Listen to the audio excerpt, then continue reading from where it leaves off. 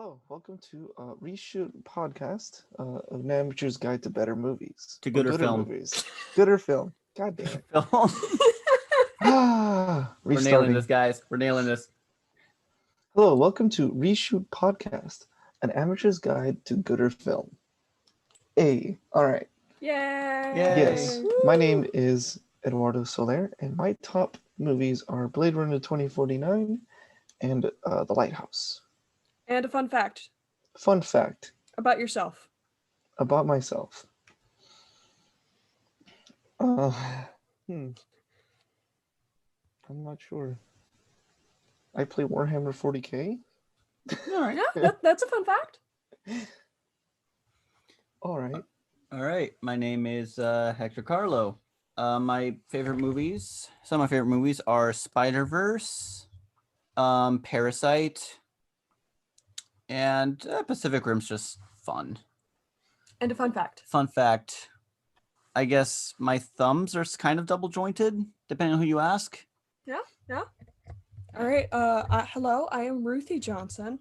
My top 3 movies are, in no particular order, Knives Out, Alien, John Wick. And a fun fact, apparently in my family, the love of movies is hereditary. It's nature, not nurture. Also, Hereditary, another movie Ed's probably going to ask us to do. Yeah. All right. So today we're talking about, if you've probably seen the title of this episode, we're doing Joker. Because nothing says a nice first episode to ease people in like a really controversial movie. It's because we live in a society. Yeah. All right. Joker. Yes. Joker. This movie, when I first saw it in theaters, back when, life was better. In the before times. Before we had a reason to make this podcast. Yeah. I liked it a lot. I did. I liked it a lot more than I did the second time watching it, that's for sure. And now that I watched it the second time, I really don't have any things to say about the movie that I actually liked. Like in specific. Because a lot of the things, the Marie being not his real girlfriend, the whole he could be Bruce's brother, whatever that is, just it didn't do anything for the movie. And the movie's already an hour and a half long. It's a very short movie. Also spoilers, Or by it's the 2 way. hours. Yeah, spoilers for a podcast where we rewrite movies. Wait, Oh, yeah. Bruce might be his brother? What? Or he might be Bruce's brother. Like those two little like minor plot points I didn't feel like needed to be in the movie. I think the Marie plot was used to like more on the nose, very obviously show that, oh yeah, Arthur Fleck, he's crazy. He's crazy. Like that's there. Mhm. And then the Thomas Wayne was to put more on the nose that his mother was crazy when you could have.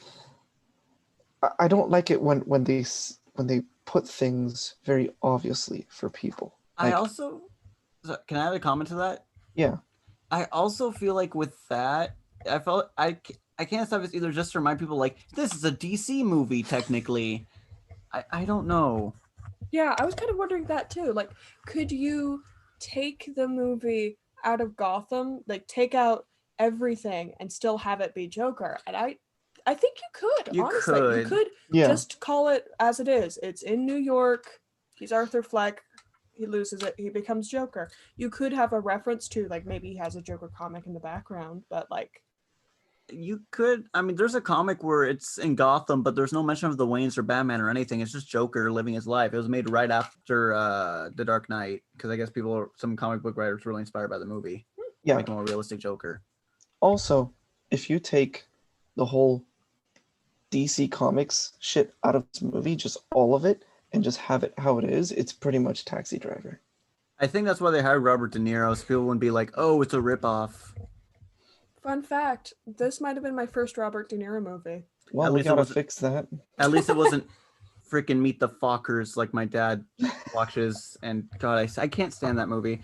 Anyway, so what do you want to? So what do you want to go on? What tangent do you want to go on? I guess Okay. what do you? So you said stuff you like. What's The stuff I dislike. There was one thing I did like. One thing, but it was still ruined. The most beautifully shot scene in the movie is Joker in the bathroom after, shooting the guys in the subway train. Mhm. Where he does all those movements. Like, it's like Tai Chi or something, I don't know. The dancing. The dancing, yeah, the little moving like that. And the first, 30-45 seconds of that is beautifully shot. The first 30 seconds of that shot, I think, should have stayed there for the entirety of that scene. And what I mean is that it's a handheld camera, so it's kind of shaky. And it starts with his face, and it moves down to his body, and it follows his arms, and it goes down back his arms to his feet to look at it the way he's moving like that. And then they cut. It cuts to a wider shot of him doing the movements with the camera behind him and the mirror in front. And it takes away, I feel like it takes away from the I guess, kind of struggle he's going through after killing 3 people. Like, when you're up in his face, you can see, like, on Joaquin's face, just like, he's trying to deal with, he just murdered 3 people in cold blood. And I think that shaky camera is putting that kind of, I don't know how to say it, like, that crazy thinking he's doing right there. Like, it should be focused just on him and the internality of what he's going through right there. And when it cuts to a wider shot, it turns into more of a spectacle for the eyes than a way to think of what is going through Arthur Fleck's mind at that moment. okay? And So you liked the more expressive moments with the camera shots? yes. All the shaky cam moments were amazing, in my opinion. There was one I didn't like. The scene where he opens where he takes apart everything in the fridge and then closes it on himself. I noticed the camera actually starts to subtly move more forward. I didn't catch it the first time. I catched it the second time because it was like moving up and down a little bit, and I wasn't a fan of that. It's just some weird thing I noticed when you're talking about cinematography and the handheld shaky cam thing. Yeah. I didn't necessarily have a problem with that. I think, again, like the shaky cam, like Ed was saying, kind of alludes to his emotional state, and he wasn't doing great at that point. Yeah, that's fair. I'll be honest, I have a harder time with catching cinematography to emotion. Hindsight is 2020, baby. Yeah. Just see. Is there anything else, Ed? Let me look at my notes. Yeah, no, go ahead. So give me a second. So yeah, nothing really on the same kind of same kind of thing there. But one thing is when he's on the Murray show, Murray tells him that, not everyone is awful. And Arthur replies, "You're awful." And it's like the stupidest "no you" I've ever heard in any movie, especially when it's a movie like this. That kind of that interaction, just those 2 lines, took me out of the movie so faster than anything I've ever seen. Yeah. That needs to be rewritten and completely. Yeah. So, fun fact, I actually thought all the scenes with Murray were like fabrications, like he'd made it up, like with even his up to mental the illness. Even up to the end when he shot him, I was like, wait, that's a thing that actually happened. He actually got on the show because he was a really bad stand-up comedian? What? That was a thing? Because the girlfriend was there and she was fake. So I thought every scene she was she was there in the back and she was laughing. during the stand-up scene. During the stand-up scene. Oh, so that was to me a cue. Also in the first Murray scene when he was like, "Oh, I'm a huge fan." He's like, "Hey, you in the crowd, I love you too." Yeah, that was obviously the first fake. one was fake, and then the girlfriend's there. So I'm like, "Oh, it's all fake." That's him trying to fabricate a good thing for himself. Okay, I get why you think that. I didn't think that when I first watched it because I noticed when he was actually on the show, the camera lens or angle or whatever was different. Mhm. Yeah, it showed the camera was or the lens was different to show that it was, oh, this is an actual TV show. Yeah, instead of Yeah, the movie. yeah. It's fine though. Again, it's subtle. It's fine. The movie Yeah, tricks you in other ways. I understand why. Yeah, they did no, it. you're They do that totally in in the a lot right. of movies I totally also. understand that. I actually kind of wish we can get into this later, but It's when it's your turn. I liked my version more. Yeah. So, so what would you change it to, Ed? Arguably, the no like The no you. the no you. I know you. It is like a big shift in his personality because, like, even in the dressing room, he was like, "Oh, you're Murray. Ah, I love you. I watch you every night with my mom, who I killed. Yeah, I don't Please, know. Murray, you're my fake dad." Yeah. And then he's like, "No, I hate you, Dad." No, like honestly, I'm not very good of a writer, so I don't know what I would change. Like, I would probably keep the thing, like, because it makes sense in Murray's like line before he says, "Not everyone is awful." It makes sense that he says that, Mm-hmm. but I think Arthur needs to reply in a more like, because this is his transition into Joker, right? Mm-hmm. Yeah. He needs to say something more sadistic or more like. Or maybe it's like that's his realization of, wait a second, you brought me on here to mock me. Because it sounds like he knew that the whole time, the way he says it. Yeah. I mean, Yeah. I actually was going to talk about that in my part where, see, it's kind of inconsistent how much Arthur is aware of how people see him and how he sees the world. Yeah. It's really consistent, and like I get it can be like that in real life, but movies you kind of can't pull that kind of a thing as often. I don't know. I don't know if I wrote that down in my notes, but that was like a small thing. Mm-hmm. But I see. Yeah, but yeah, no, I agree. That line, I wasn't bothered by it, but it is kind of weird. Now that you bring it up, like, Yeah, it does kind of. Yeah, just instead of "you're awful," I would probably give him a small little monologue of like, "That's where you're wrong." Like, I'm awful, so everyone's awful. Something like Okay, that. I get that, and I like the idea you're going for, but I don't think it should be another monologue. The movie has No, enough like, of those kind of No, moments. no. By small monologue, I mean like 3 sentences. Okay, Yeah. okay, just a few sentences. baby So, Just a few villains for sentences to monologue. explain that everyone actually is awful in his eyes, at least. Yeah. I have a problem with that too, because it says in his eyes, and I get that Arthur's an unreliable narrator, but from what the environment also says, it seems like it is right that the world of Gotham is just a freaking terrible place to live, and just everyone's terrible to each yeah. other all the time, even to Usually is. unrealistic degree. Well, yeah, that was one of the things I had a problem with. It's super unrealistic how awful everyone is to each other. Yeah, I had that too. That line is really weird out of context. Yeah. Or not even in context, it's just a little like, yeah. Yeah. So what you asked me? I forgot. I think it was, do you know how you would fix it? Although I guess you gave us an answer, just a small little 3-sentence little thing. Yeah, that scene in particular. Mm-hmm. But yeah, overall, the movie, for me, good signs, not enough. The director of photography, however, this I thought very, very, very weird, and I think it's why all these so many shots I disagreed with, like there's 2 that are really, really, really bad in my opinion. So the bathroom cut, and then the when he's going to the Murray show, he's walking down the stairs, right? The dancing stairs, right? Yeah, the dancing stairs, and then the detectives are at the top, and they say his name, and it cuts from the slow moving, kind of like the same kind of style, but not as close up in the bathroom. And then when the detectives make their presence known, and automatically cuts to more of like run of the mill shot kind of stuff with him running away. The director of photography, his name is Lawrence Sher. He's mostly done comedies and all 3 Hangover movies. And I don't know why the hell they would pick this person to be the director of photography. Because the director of the movie was the guy who did the Hangover movies. Really? Yeah. I think they're just buddies or something. Yeah. I mean, there's stuff like that.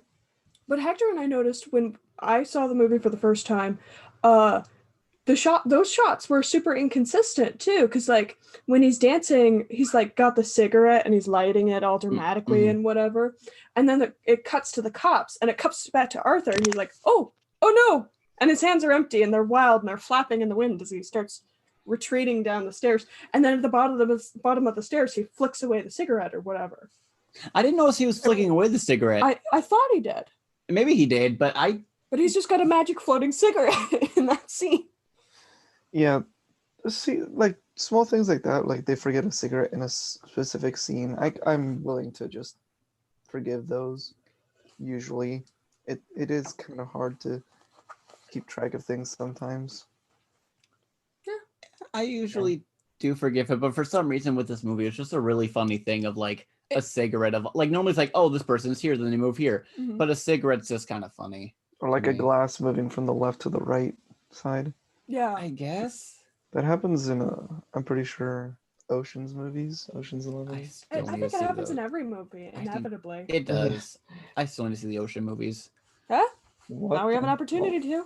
Yeah, we have to watch De Niro movies and Oceans now. Okay. But yeah, that's more or less my thoughts on it. Yeah. Yeah. Those are interesting thoughts.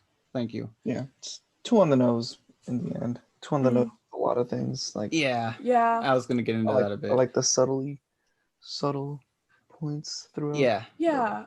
I think for myself, I liked the ideas that it was kind of toying with, the ideas of like the mental health stuff. I felt like the society stuff was kind of just shoehorned in. Like you can tackle society with mental health. I don't know if it was achieved in this. And personally, like I was saying earlier, I really liked the playing with the idea of what is reality and what is not. I thought, like I said, I thought Murray was fake, and I was actually having a really good time with that. I thought his stand-up show, I didn't know if that really happened because the way it was shot, the way that the sound was, I thought that wasn't a thing. And then the girlfriend was there, and as I said, if the girlfriend's there, I thought it wasn't real. Oh, so I thought the whole scene was fake. Yes. Oh, okay. Yeah. Interesting. Okay. Yeah. I feel like I don't know what else to add. Oh, I mean, do you have anything you want to change in the movie? I guess. Yeah. I really want to change. What I'd want to do is I'd want to play more with reality. Like, give us an example. So, like in the beginning of the movie, when he's putting on the makeup and he's really sad and he's crying. Oh, he has a tear. Yeah, he's got the tear rolling down his eye, and the news is very dramatic in the background. Instead of that, have him put on the makeup, have him be really chipper, have him be really happy, have him like stroll out of like a circus or like a kid's hospital and have him like striding out with pride, have raucous laughter following in his footsteps, then cut to him taking off the makeup being sad. Oh, that would be a really good. That actually showed the message that he was trying to go for more, like that Arthur was trying to do, like, oh, make the world happy. Exactly. No, actually, I really dig that. Keep us on our toes. Play with. Wait, is this a thing? Is this not a thing? What's going on? Who? What? Like, maybe play with the idea. Arthur's mom is implied to have like some kind of mental illness, some kind of like narcissistic personality disorder. Well, I say that part, but I don't see it, to be honest. It's not very well shown, but you could even do like where she's really nice and then she's really harsh and be like, is this Arthur or is this her? Oh, that'd be fun. Exactly. I feel like you could do a lot more stuff like that. I don't know if I think I would add more Murray scenes, but make them obviously fake, like the first one. Like have the real ones versus the fake ones as well. So you're like, what's going on? And this is probably going to be my most controversial real versus fake one. But hear me out. What if you give some ambiguity to the subway murders? And here's a part where you can actually insert some more societal things. In the beginning of the movie, Arthur's almost hit by the taxi car, right? Yeah. As he's running away from the kids. Those guys in the subway, they're supposed to be super rich. Why are they taking the subway? Why would they bother with that? Why would they mingle with the poor? And they were drunk. I actually wrote that in my notes, but keep going. If anything, it doesn't make sense to me that they're going through the subway. It would make more sense to me if they were driving drunk, if they were like driving around really erratically, you can already pinpoint them as being assholes. You don't have to have them like catcalling the girl. Arthur's walking home, he just lost his job, and then he gets hit by a car. Oh. And the camera shifts somehow. I don't know, Ed, maybe you can workshop with that with me in just a second. But somehow it ends up those three men are dead. Arthur's covered in blood. We don't know what happened. They still the crime is still blamed on the quote unquote killer clown, but we don't know if it was intentional. We don't know if they were shot. We don't know if they died in the car wreck. We just don't know. Oh, that's good. Yeah. Ed, what are you thinking? That'd be really hard to hide, to make it ambiguous. Is my thought on it. Couldn't you keep switching lenses during the scene, Mm-hmm. like subtly every other cut? Yeah, just I mean, like when he after the moment after everything's happened, Arthur's covered in blood. There's a body slumped in the driver's seat. There's a body like it looks like it was about to crawl out of the car. Maybe a body out by where Arthur is.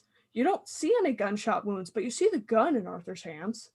You see the blood. So what you're saying is Arthur gets hit by the car, Mm-hmm. and then what happens between that and the people showing up dead?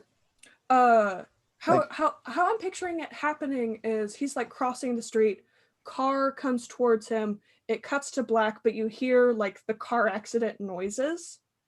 And maybe then you could do like not necessarily a strobe thing because that sucks for people with epilepsy. Yeah, but like couple frames of like him kind of coming in and out of it, like going dark and not dark, maybe sound, no sound, playing with that. That could be good, actually. Could be good. I was thinking like just switch like because I was thinking about what you said about like different camera angles, and when I said you said something about like camera angles, right? Like real fake. What if you combine them during that scene? Exactly. Like maybe it does the Dutch angle, like it just to kind of like literally tip off the player when things are real or not. I think this is the only time I actually like. I don't hate Dutch angles. Well, I don't hate them, but like I always feel weird if they're overused. I feel like in a movie where you don't know what's going on, that can be useful, or like the fisheye thing. And now you know the only two camera terms I know. Congratulations. That's probably about the same for me. I know wide angle lens, but I don't know what. Yeah. That's all I don't fully. I didn't know what the Dutch angle was. I knew the type of shot. I recognized it when I saw it. I didn't know the name of it. It's this, then this. So for the people who are listening, she's doing like a football like L touchdown thing, and she's just slightly curving it, like and you just twist tilting it. And I think it's almost is it always to the left? Usually it's like to the left. I don't know. I never paid that much attention. I have a hard time paying attention to cinematography. I don't pay attention too. I'm just thinking it's to the left. I know that's a thing that happens in 12 Monkeys. It happens in 12 Monkeys. I remember they introduced the main character in Third Man in Dutch angle. I've never seen either of those movies. Third Man is definitely a one. Third Man is Hitchcock, right? No, it's not Hitchcock. I can't remember who directed it. But it's got Orson Welles. Yeah. I know what movie you're talking about. The one with the SpongeBob music. Yeah. For people who don't get the reference, Ruthie saw the movie and she maybe listened to the opening song, like theme song thing, and it sounds a little bit like SpongeBob in a few parts. Yeah, it's like a ukulele, and it's like ba-dum, ba ba ba ba bum, ba ba ba. Well, back to the movie at hand. Yeah. Dutch angle. I think Dutch angle could have been utilized in a lot of things in this movie too. Really, I don't know, accentuate the mental illness stuff. And I really liked that your point about making more Murray scenes. And I think that could have been used to get rid of the whole Thomas Wayne part, because I don't understand why that was in the movie. Yeah. I think part of it was just, again, it's a DC movie. Wait. I just had a light bulb moment. Okay. Take out Thomas Wayne entirely. Murray might be Arthur's dad. take it out, I don't. replace I don't like that stuff about familial stuff. like at all? You wouldn't do it? Wait, in this No, like- movie or in general? In general, just movies that like, oh, this person might be or is actually your dad. It's like, okay, that why would that matter to that person? In my like, I don't see why that It's- would matter. Okay, I have a good example, a counterpoint to that, but I also don't want to spoil any of the Avatar shows. And I think you know which show I'm talking about. Season 3 of a certain Avatar show, Last Season Airbender, three? not the Last blue Airbender. people one. It's about a lineage of a certain character. I'm not saying which in case someone gets spoiled. Oh, but in the Avatar: The Last Airbender, not Legend of Korra. Yeah. Yeah, I know. I'm talking about Airbender. I don't want. Again, I don't know. Lineage. In general, I just don't like that kind of familial stuff that is put into movies like that. So I So- don't completely agree with, oh, Murray might be your dad, because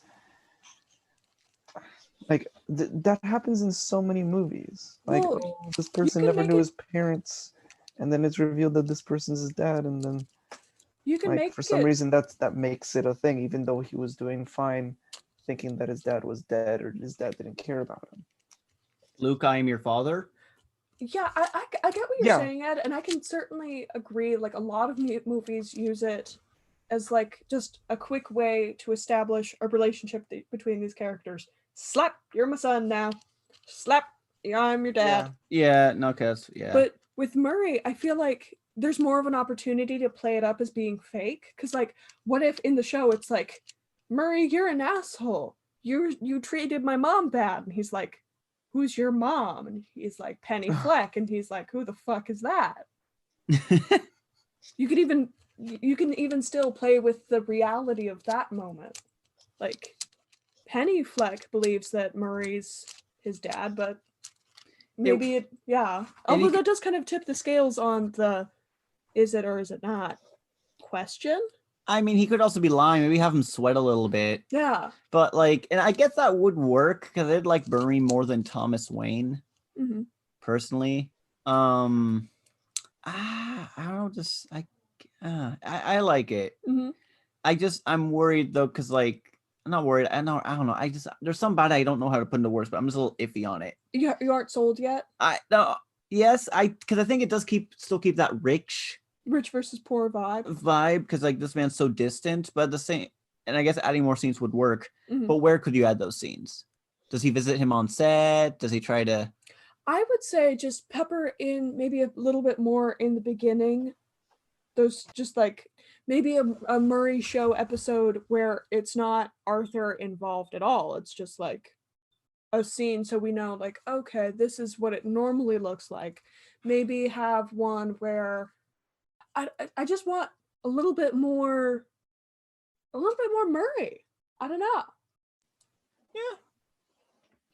Yeah, I get that. It could have been a more fun character. Mm-hmm.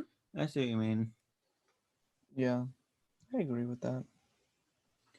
Murray was a good character. Honestly, he seemed like pretty entertaining night show host. Yeah, Colbert, eat your heart out. Yeah, I mean, he's no Conan, but Conan's my golden for. I guess another fun fact: Conan's my golden standard for night show hosts. Yeah, fair enough. I liked Craig Robinson, the Late Late Show. Yeah, yeah. People would email him, and they'd almost always put a picture of a bird, and the bird is called a tit. So like he'd like flip the things like, look, this he's a tit right there. He's a tit. As a way to say that word on TV. So, Are you ready? Oh, is it my turn now? I don't know. Is it? I don't know. Do you have anything else you want to add? I don't know if there's anything I want to add. Just I don't know. Because if I start talking about why they included Charlie Chaplin, this is going to go on for 3 hours. Oh, not the. She told me about the Charlie Chaplin thing. Can you Do you want me to try and TLDR? the try Charlie and Chaplin thing? TLDR it? So you guys remember the Charlie Chaplin, the factory worker like short film that they like had the scene in? The theater scene with Arthur. Yeah, where he's dancing in the movie theater. and Arthur everyone's tries Oh to like, get- yeah. Yeah. That's City Lights, isn't it? No, that's a factory worker. Oh, So it's really weird that they decided to pick that one because, like, that's supposed to be the thread of the "we live in a society" theme of the movie, but that isn't talking about the rich versus the poor, like, By that at you mean all. Charlie Chaplin. Charlie Chaplin's film Factory Worker doesn't talk about the rich versus the poor. It talks about the employee versus the employer, in which almost every circumstance the employee is fucked over by the rich masters. And again, it's more about the employers than just like a person with a couple $100 more to spend. Yeah. Like even the scene that's played, it's the part where he's roller skating blindfolded in the mall. Was it blindfolded in the mall? I thought he was Yeah. like in the He factory. blindfolded himself, yeah. Oh, he did? Yeah. I couldn't see that part that well. I remember from when I had to watch it for a class. Oh, nice. Yeah. Like that part, like that was the first job he'd gotten in months, and he was trying to like find a place to live with his girlfriend. There wasn't any rich people at all on the scene. It was actually all about worker solidarity because his old coworkers were trying to rob the department store he worked at. Oh, so no rich people involved at all. So it was just a weird. If anything, it wasn't just that the movie was wrong. It was just probably the worst scene to pick. It was a weird scene to pick for this theme. If they wanted to keep Charlie Chaplin, which I don't blame, they probably wanted to stick to the bit with the boss forcing Chaplin into the lunch machine where it feeds him lunch, and then he just keeps getting like a pie in the face. See, I've never seen this movie, so I'm just listening, talking. I'm like, what the fuck are you talking about? Or like, I don't know, you could also do like the part at the end where they're trying to arrest the love interest because she ran away from home. But that's a bit more like a cab than anything. So Okay. probably the first bit with the factory boss would be the best one. Okay. All right. Is that scene with the food supposed to be funny? Oh, absolutely. Okay. It sounds funny, but I don't. Because I did well, I don't even want the Thomas Wayne thing to be there, but if they kept it, that would be a good scene to change, I guess, because it would keep everyone laughing. They were in the scene. Yeah, because like the whole thing is that the boss is trying to find cost-saving methods. So he's trying to get rid of the lunch hour by hiring this inventor who came up with the lunch machine. And it's basically like a automatic ice cream scooper, but it scoops up like mashed potatoes and roast beef and shoves it in your face. Okay, that's not funny. Yeah. All right. All right. But yeah, that is my TLDR version of Charlie Chaplin. Okay, actually, that's a lot, but that's really good because I remember that's one of the few things we talked about, and it was like he spent like a good 20 minutes on. I'm not mad; it was entertaining, but he spent like a really good long while on that. Mm-hmm. So good job condensing it. Thank you. All right. Anyways, I know you've got a big long thing of notes. It might be a big long thing of notes, and it's only on one big tangent. And this is it's 1.5 to 2, and like one of them I'm a little worried about because like I don't know how to express it well. I'm worried the way I'm going to come out across is bad, so I want you guys to like ask me for clarification because this one's a little weird. Joaquin Phoenix deserved the Oscar. He definitely deserves it. When he sold that One Bad Day line, when he sees the real what's her name, I believed like he sold that line, and also I was just really giddy because I The Killing Joke is a classic Joker comic. Like it was a nice little homage to it. Also, I know you don't like the fact that he tries to be a stand-up comedian as much, because I'd be better if he was just a clown, not as much as a stand-up, right? Not necessarily. I was toying with the idea, but no, I do like having him being a stand-up comedian. Because that goes with that one origin story that the Joker came up with for The Killing Joke. Yeah. So like again, I feel like that's something they had to keep in there just to again, like the movie does try. I guess more things I did like. It tries to get a conversation about mental health and systems of like society and like classes, and that's also the problem I think, where it tries to chew up a lot, and it kind of chokes a bit. The show Don't Tell, when it does it well. Like when Arthur's laughing at Randall making fun of Gary in that first scene when it's he makes a joke about Gary being small. And Arthur's laughing at it, but then as soon as he leaves the area, he's able to control himself, and he's just angry at the joke. Was some solid acting. The Murray scene in the beginning was really good. It's exposition, but it's an entertaining enough where I don't hate it, and it's just it shows Arthur's unstable, and it's like subtly trying to be like, hey, be careful, and how subtly it's not so subtly. Arthur might not be as great. Yeah. Really quick, I also like that scene because it shows how much he idolizes Murray as a person. Yeah. It's a good show don't tell. It does a very good job. When the movie decides to show, it does a good job. I just think the movie needs to do some more. Mm-hmm. Yeah. Agreed. I like the cinematography in the train scene. It felt claustrophobic as soon as they're playing around with Arthur and then beam him up. The claustrophobia was real with the lights and the shaky cam. It was good. I like as much as I don't. Yeah, I like that entire sequence as well. As much as I don't like the Thomas Wayne storyline, I did like the casting for Thomas Wayne because it's just ambiguous. He looks just enough like Arthur to where it's really like, are they? They could be. As much as I don't like the storyline, the ambiguity was done really well.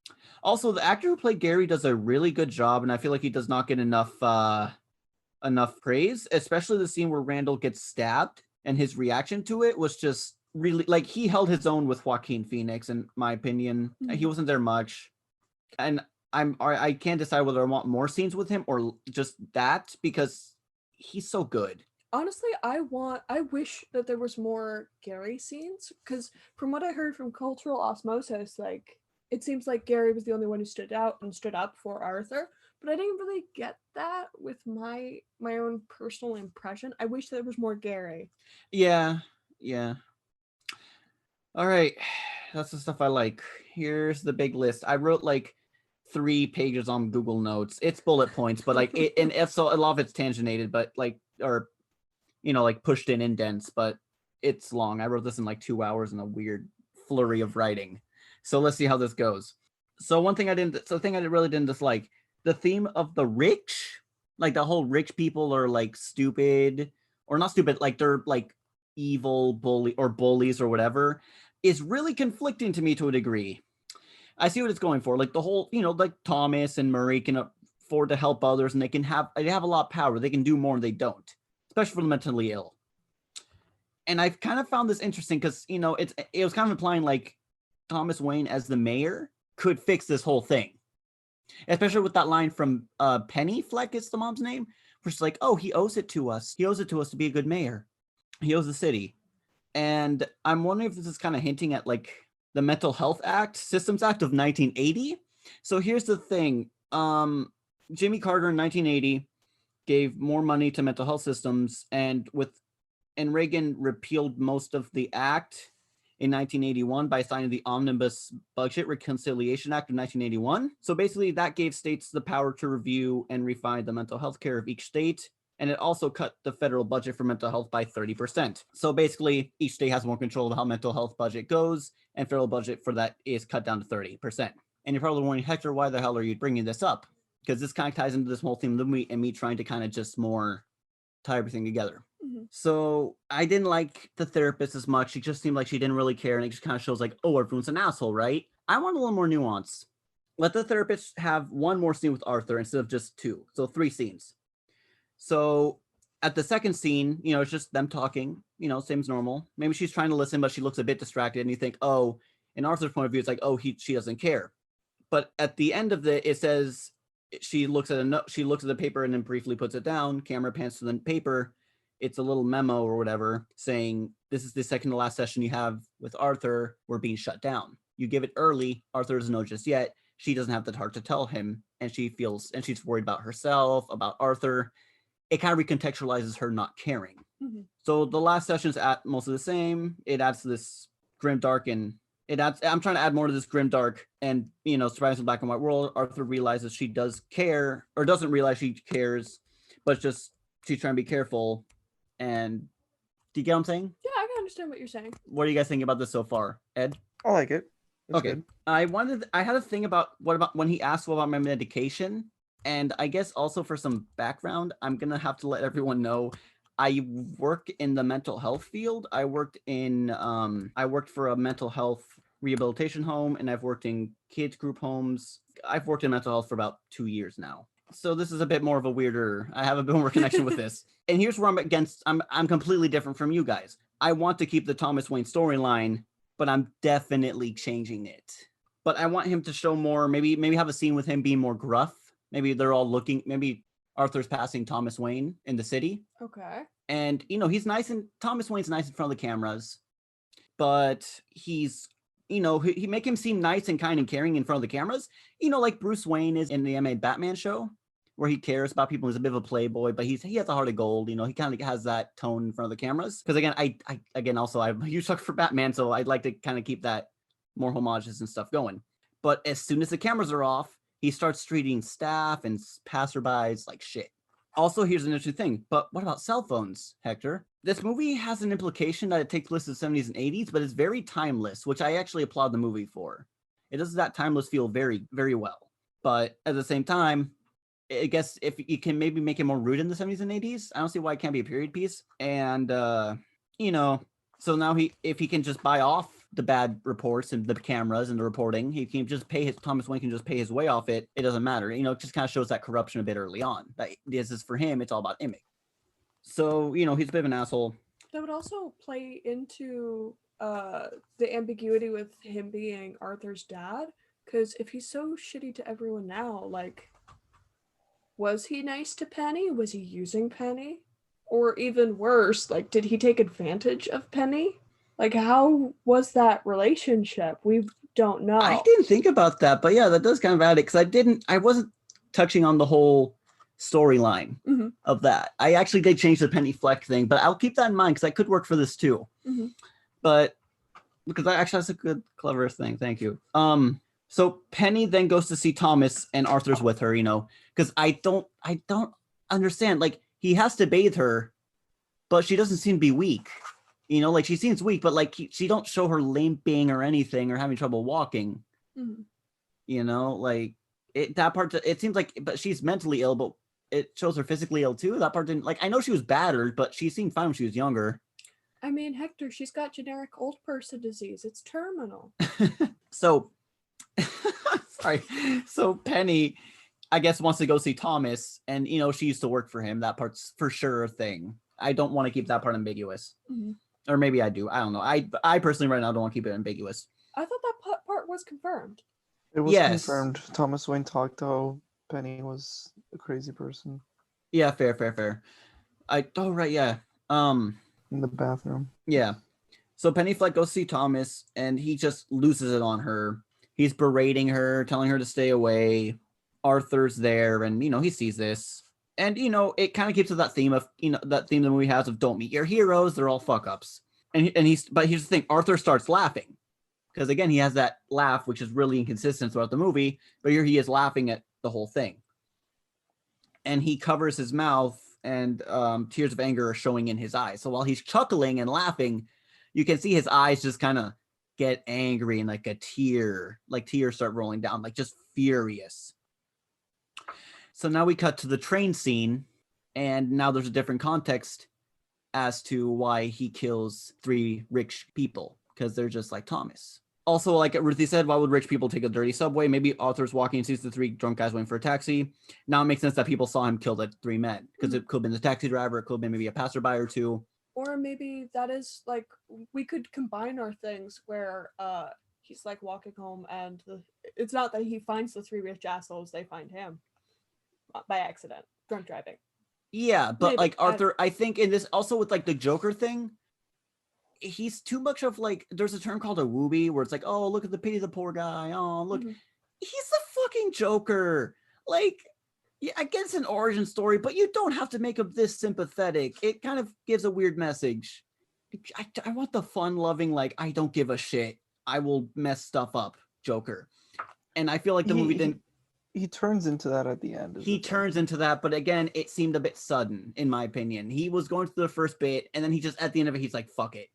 And I get it was one bad day, but like, I feel like there weren't enough scenes in the beginning. Like, there could have been 1 or 2 scenes.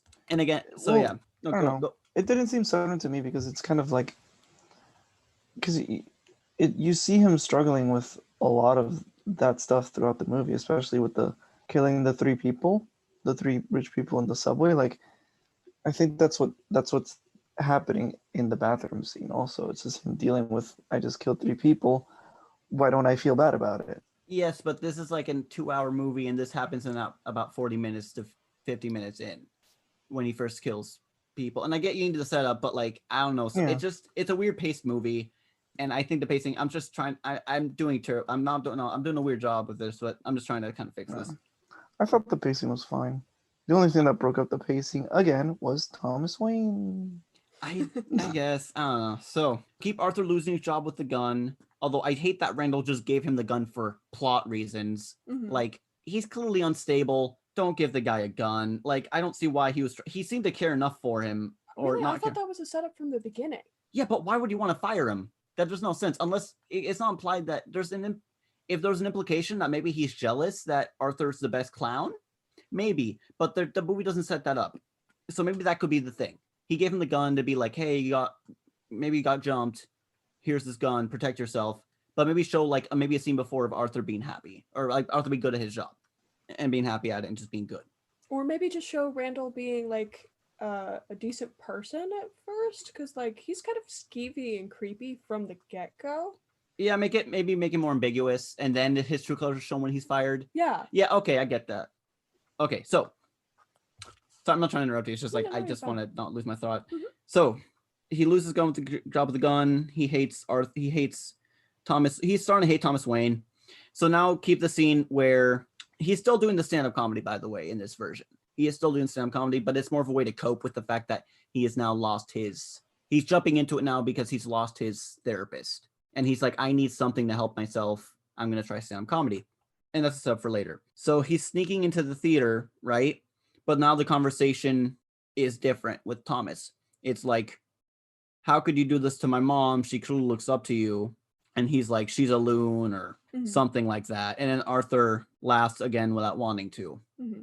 And then Arthur will say something nasty about Bruce, or how he hoped Bruce doesn't up like loser like his dad. Because again, he's a little kid. He's probably been in the spotlight a few times. And then Thomas punches him for that moment. Again, same scene, different motivations. It doesn't just make Tom seem like this evil, like it's giving Thomas a bit more depth. A bit more depth. I dig it. And then as as Arthur leaves, and Thomas punches him and Arthur just runs away. But as he runs away, he hears Thomas like maybe washing his hands of blood, because like punching someone can hurt. And as he's washing his hands of blood or whatever, he's like, oh God, I'm so glad I convinced the mayor to cut funding for mental health. It's clearly not working. Again, keep in mind with what I said earlier about the funding being cut in like 1981, because it's clearly failing. Now Arthur has motivation to fuck up Thomas Wayne. So I guess I keep the comedy club thing. I didn't like how self-aware he was, but again, this anger and this kind of resentment is kind of leading up to, I guess maybe show him more aware, I guess, also of how Arthur, and I just also think, I guess, a way to fix the mental health joke when he's like, what's the worst part about having a mental illness? Pretending you don't have one. Great line. I don't think he had enough self-awareness to really have that at the moment in the beginning of the film to have that line or to have that joke. So maybe it's just like with this earliness and him seeing like, oh, your mom's a loon or something in the beginning, he's now more aware. And he starts writing that joke, and he just starts making, show that and show others he's being more aware of how others are treating him a little earlier on. I like the scene where he kills Randall and he practices the entrance when he's practicing the entrance to the Murray show. So this is like once he gets the call that he's going to be in the Murray show. The definitely real, not fake call. Yes, definitely real, not fake call. I'm not sure if I want him to kill his mom, because I do think like maybe that is a thing that his one life. Maybe his mom dies from like the heart attack, because like, oh, maybe you killed him, and she's like, oh, he couldn't have, and she like dies. I just don't. He's evil, he's bloodthirsty, he's scheming, but I don't think like it just turns Joker into like a lull rant. Like not it. He just turns into an edgy killer if he kills his mom. I wasn't a big fan of that. It kind of came out of, I don't know. Again, I'm shortening the movie a bit. I'm taking out some scenes like, is my mom real? Oh, you're adopted. I don't care. Like it's good, but it doesn't fit with what I'm trying to get here. Or what? Can I jump in? Sure, yeah. What if it starts up with that scene like where he kills his mom and he picks up the pillow, and kind of like the bit with Sophia, his girlfriend, like it cuts back to him and he gets the phone call. Oh, Arthur, we're so sorry. We just found out your mom died.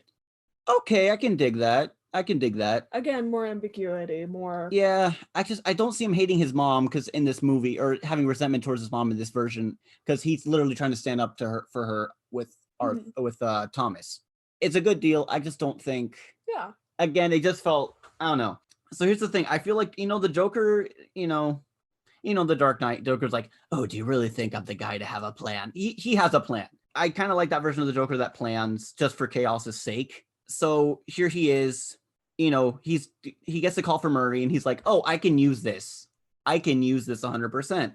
When he's seen Murray, and Murray's like, oh, what is this? Like, why are you dressed up like a clown? Is it a political stunt? Because the riots are still happening and all that. And he's like, oh, it's not, I'm never political. It's kind of a half truth, half lie. It's like a half truth. Kind of like the real Joker would do in the comics, There's always a lot of, like, with some of the really good writing, it's like, what, you never know what he's thinking. So, kind of, or telling the truth or not.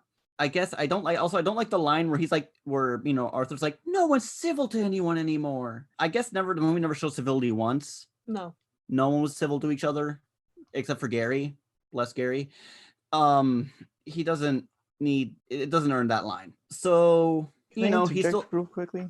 Yeah. This is something that the whole Murray thing where he's complaining just seems whiny.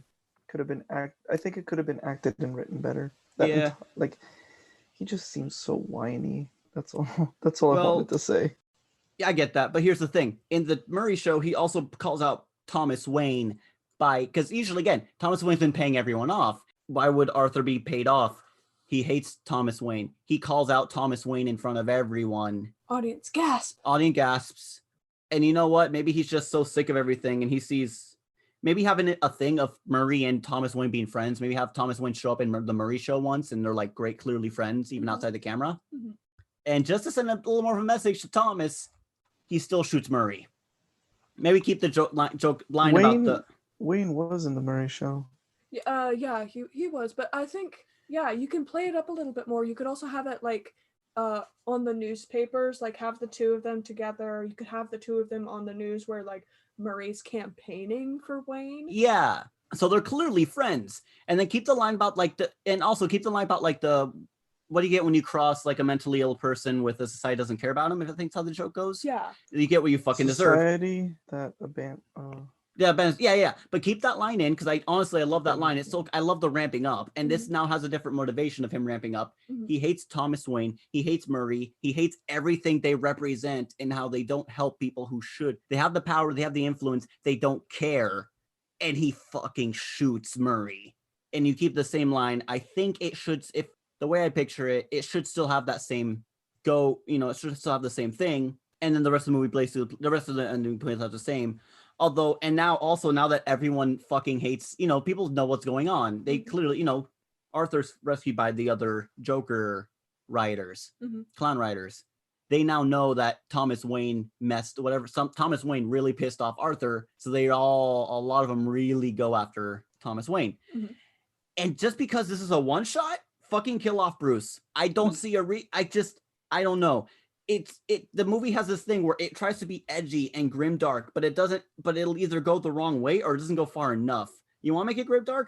Kill Bruce. And it kind of fits more into the Joker character, I guess. Even if I don't want Arthur killing him, it'd be too obvious. And that was the original plan for the movie, was that Arthur killed Thomas, and I'm glad they took that out. Yeah.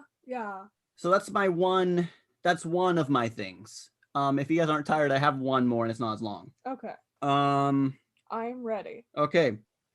It's this weird mix of trying to keep the movie realistic, but you're making an origin story for a supervillain. A legitimate supervillain who's a mass murdering maniac. Like in the comics, to make mentally ill people not feel, he's a mass murdering maniac. Like literally in the comics, they explain that Joker has a form of super sanity, just so that I guess it's a cover up so that so that they don't make mentally ill people feel, like ostracized or like they're monsters kind of a thing. Or make No, this happens in the comics, what I'm saying. Well, no, I'm also saying like it also makes neurotypical people not point the finger at mentally ill people. That's a worry about the movie I had when I was watching it. Because I've worked with people like this who are not like this, like, but people who are mentally ill. Yeah. So I thought of a way to fight that with this movie. Mm-hmm. The only really mentally ill person we see in the movie is Arthur. and his mom. Maybe show other people with mental health and they're being affected by the same things, like being yelled at, but they don't react with murder or violence.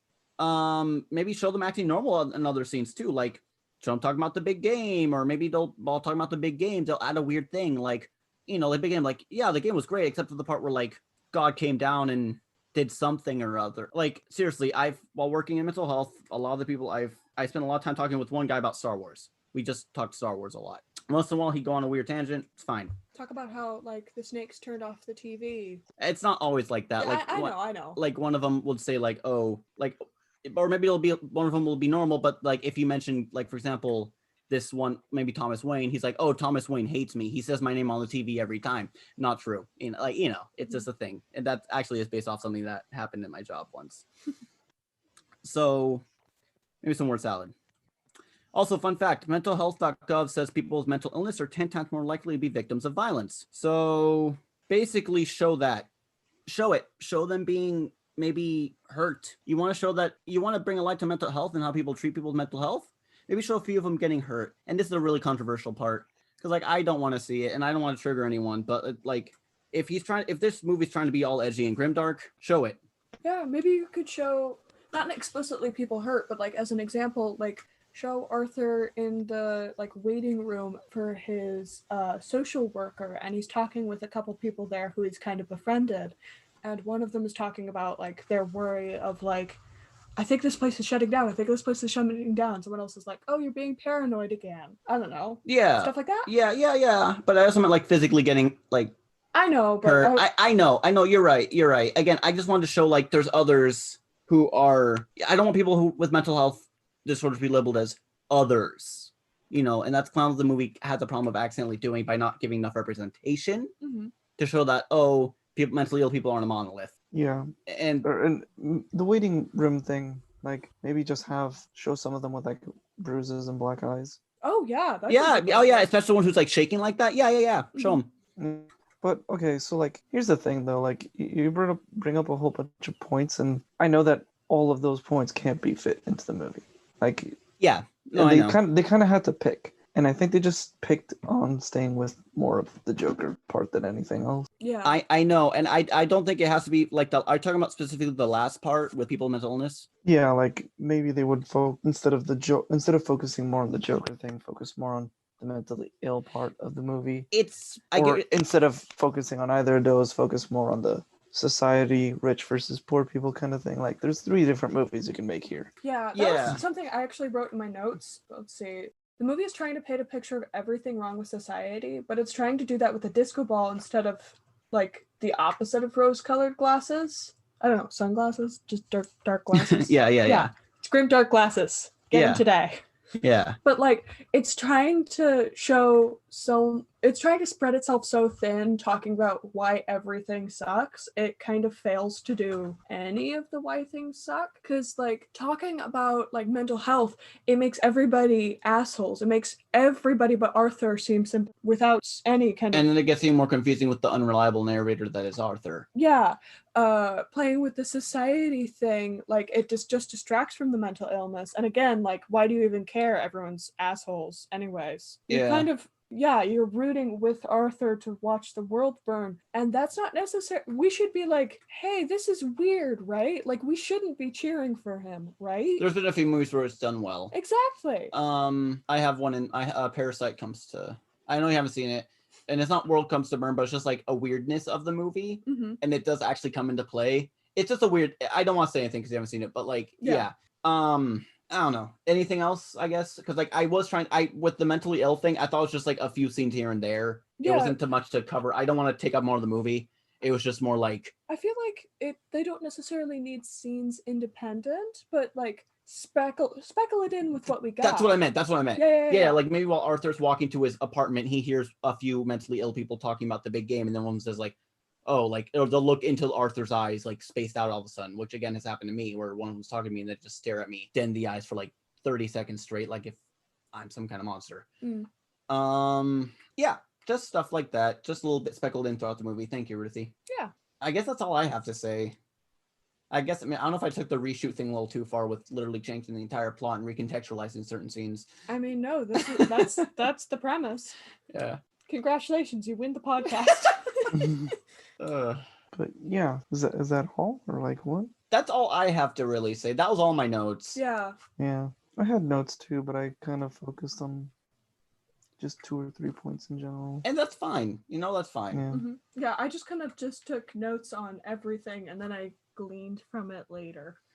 I took a lot of notes, but I only focus on like the two things in which it just Yeah. Do you wanna give like a grade to the movies in the that'd be end? fun. Yeah. Instead of take like it. because we could kind of just shit on the movie. People might think we hate it. I don't hate I don't it. hate it. Yeah. And I again, don't this hate whole it. point, and again, this whole point of this podcast is to like just reshoot. It's a more of a writing exercise or thought exercise for us of just rewriting and redoing things. Yeah, kind of just using our more creative brains. Again, amateur's guide to gooder film. We're not trying to do. We're not trying to do anything. Put that as we should probably put that as like part of the intro. Like, again, we're amateurs. This is mostly for fun. Yeah, this is literally, we're amateurs. If we were to write an entire screenplay, I'm sure it would bomb hard. It would be worse than The Room because it wouldn't be a cult classic. It'd just be bad. You're implying The Room isn't a perfect movie as is, but I'll forgive you for now, my brother. All right, what system We of should do The rating Room. do we want to do then? Because like I don't know, there's always grades like A, B, C, D, F, but With like plus or minus. That's what I do. okay, fair enough. It's easier. Well, like- it's easier to do that for me because I don't know. It's just easier for that for me than 10-point scale or something like that. Yeah. Okay, so like letters with plus or minus signs. Okay. Is that what you're saying, Ed? Yeah, just like the stereotypical grading system. All right, yeah, I can go with that. Yeah. All right. So I give Joker just a flat B. When I first saw it, I was thinking more B plus, A minus, but after the second viewing, it's a B. Yeah, I'd say probably B, B plus, leaning more towards the B myself. Wow, I'm thinking B minus, C plus, and this comes from someone who's a huge Batman and Joker fan. I don't know. That's probably why you have low rating is because this is very different too. No, and I'm fine a I'm different gonna- interpretation. I'm fine different interpretations. I'm a fan of the Bat Who Laughed, which is Batman being infected by Joker gas and kills everyone in the comics. It's a great thing. It's just this one was a little like it tried to bite off more than it could chew, and it tried to appease the comic book fans, it tried to appease the general movie audience fans, and it did a decent and commendable job. But I just personally, for me, I wanted a little more out of the movie, and the trailer seemed to hype it up as like this great, like talking about forever thing, and I think everyone stopped talking about it for like 2 months after.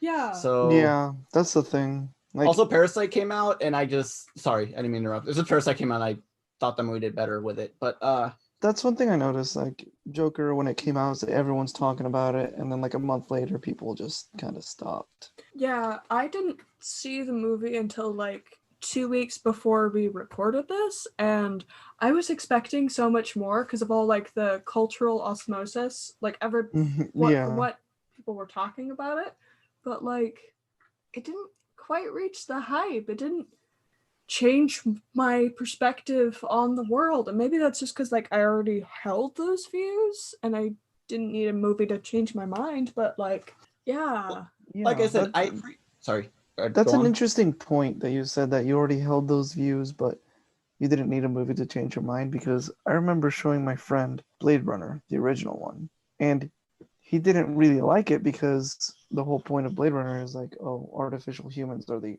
real people kind of stuff. Mm-hmm. And he already held a view that they were because that's the thing that's explored in Star Trek. And he watched like a lot of Star Trek. Mm-hmm. Yeah. So yeah, I don't know. Just like it's usually subjective how people like movies. Yeah. Again, like I literally know people who like this movie and A plus for them, and I totally get why.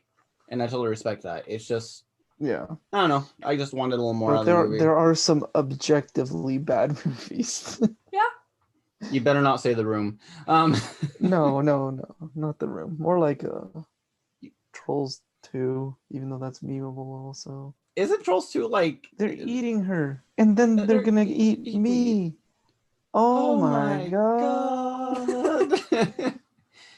Oh man. But Tremors is also very memeable. And I've kinda I've seen bits of Tremors. It's not that bad. Like See, it it's holds still up. bad though. It holds up decently. see, my mom watched that movie when I was a kid, and I was like 6, and I walked in on like this movie of like giant sandworms eating people, like in the middle of eating people, and the tremors gave me nightmares for like for a week. So I'm still like a little like skeeved out. Trust me, you're gonna if we Wait. watch the movie, you're gonna be like, I was scared of this. Wait, did you see the sandworm, the Dune trailer?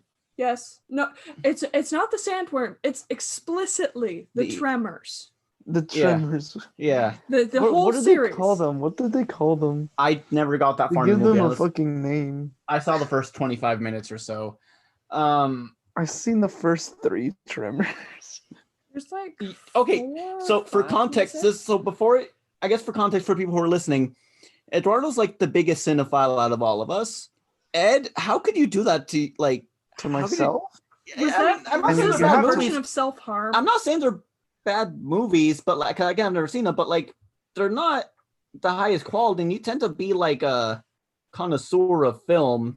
Yeah, I know, but you kind of sometimes have to watch bad movies to understand what makes a good movie good and what I get makes a that. bad movie bad. Okay, I that. get that. I mean, The Room is the gold standard, but again, that's a perfect movie. Didn't you meet Tommy Wiseau? Yeah, Tommy Wiseau and Greg Sestero. All right, cool. And I touched Greg's face and Tommy's hair. How was that experience? It was euphoric. So I will say Tommy did have some very soft like hair. Really, it looks like it would be kind of stringy and maybe greasy. You know, it was very, very luscious and soft and I about to say, like, if Well- I with his level of celebrity, he would take care of his hair. Yeah. yeah. So, I guess is there anything else you want to add? Anything else I want to add? Let me look at my notes. Anything? If anything, it's gonna be slow. Oh, so one thing that you say I'm a cinephile, but to make it another thing is that I pay most attention to cinematography and stuff like that. Mhm. So one of the coolest things in this movie, another really cool shot that wasn't ruined, was for context, I recently finally watched Casablanca. And there's a shot in that movie where they kind of, since it's black and white, they have to be more creative and they play with shadows a lot. And this movie had a very quick scene of that I kind of liked, which was it was right after the subway killings, before the bathroom scene. For some reason, yeah, I've never seen the movie. the whole subway killings and bathrooms, Oh, best part of the movie by far. Anyways, when he's running away, there's a scene where it cuts to the shot of a tunnel, and there's a light shining on the tunnel, and you can see Arthur's shadow running yeah. on the wall of the tunnel. Mhm. And then the shadow kind of goes away, and then you actually see Arthur running through the tunnel. And that really reminded me of a very specific scene in Casablanca where the main character, he like goes to this back to like where he lives, his back room or something of his bar, and they set up a light where it showed the shadow of him right next to the other actor who was like waiting for him to do something back there. And I don't know, I just thought that was a really cool thing that they did. And I mean, it could have been used in a better way. It was just kind of there. There was no point to it other than to make it pretty. But then again, it still was pretty. So I did kind of like it. When do you think would have been like a better opportunity to use it? If you could like just do an old switcheroo. Mental ill stuff. No. Well, Like like- the shadow thing. When do you The think shadow that would thing? be? Oh, yeah, like they could have used it more to show like when he's doing like things that are showing his mental illness kind of thing. Mhm. Kind of like So a like duality yeah. of the Okay. character. Yeah. I dig it. Yeah.